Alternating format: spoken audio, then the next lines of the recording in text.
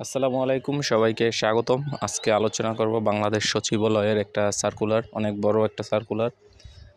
4 বছর পরে সার্কুলারটা এসেছে। তো যদি চ্যানেলটিতে নতুন হয়ে থাকেন সেক্ষেত্রে আপনি সাবস্ক্রাইব করবেন এবং ভিডিওটি কন্টিনিউ করলে সম্পূর্ণ বিস্তারিত জানতে পারবেন কিভাবে আবেদন করবেন সহ। তো এটা হচ্ছে স্বাস্থ্য ও পরিবার কল্যাণ মন্ত্রণালয়ে স্বাস্থ্য শিক্ষা ও পরিবার কল্যাণ বিভাগ, বাংলাদেশ সচিবালয়।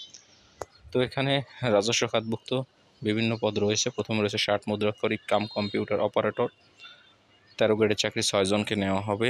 অনার্স পাস করতে হবে, সেকেন্ড ক্লাস পেলে চলবে। কম্পিউটার প্রশিক্ষণপ্রাপ্ত এবং টাইপে বাংলায় 25, ইংরেজিতে 30 এবং শার্টলিপিতে ইংরেজিতে 70, বাংলায় 45 গতি থাকতে হবে। তারপর রয়েছে কম্পিউটার অপারেটর 3 জন, এটা হচ্ছে 13 গ্রেডের চাকরি, বিজ্ঞানে অনার্স পাস করতে হবে। কম্পিউটার টাইপে বাংলায় 25, ইংরেজিতে 30 গতি থাকতে হবে।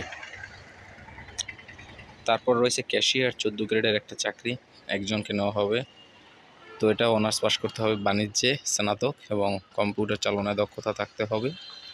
তারপর রয়েছে অফিস সহকারী কাম কম্পিউটার মুদ্রাক্ষরিক 16 গ্রেডের চাকরি, 16টি পদ। তো ইন্টারমিডিয়েট পাস এবং টাইপে গতি থাকতে হবে 20 এবং কম্পিউটার চালনায় দক্ষতা।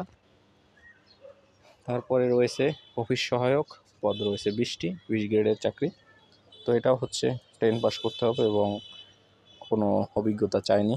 তো আপনারা আবেদনের জন্য আপনারা চলে যাবেন mefwd.teletalk.com.bd ওয়েবসাইট থেকে আপনারা আবেদন করতে পারবেন। 10 এপ্রিল থেকে শুরু হবে, শেষ হবে 30 এপ্রিল পর্যন্ত, 20 দিন সময়, বিকাল 5টা পর্যন্ত 30 এপ্রিল।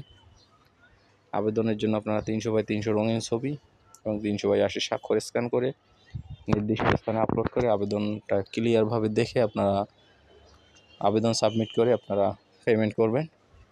এই হচ্ছে বিষয়। আরও যদি এর প্রমোশন সম্পর্কে জানতে চান, সচিবালয়ের প্রমোশন নিয়োগ বিধি 2019 অনুযায়ী এখানে প্রমোশন হয়। তো সেটা আমার চ্যানেলে দেয়া আছে, আপনারা দেখে নেবেন এবং ভিডিওটি শেয়ার করবেন। ধন্যবাদ।